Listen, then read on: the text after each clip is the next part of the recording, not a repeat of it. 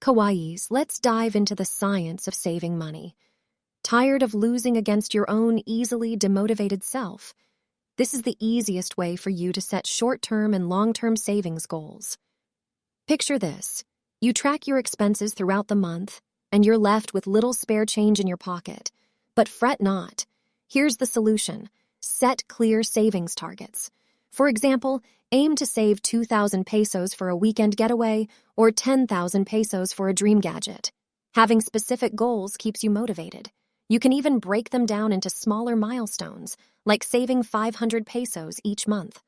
By doing this, you'll get motivational small wins and get to easily stay on track and make those pesos grow. It's like a game with yourself and you're winning. So Ka-Wais, remember to set your savings goals and watch your money grow like magic.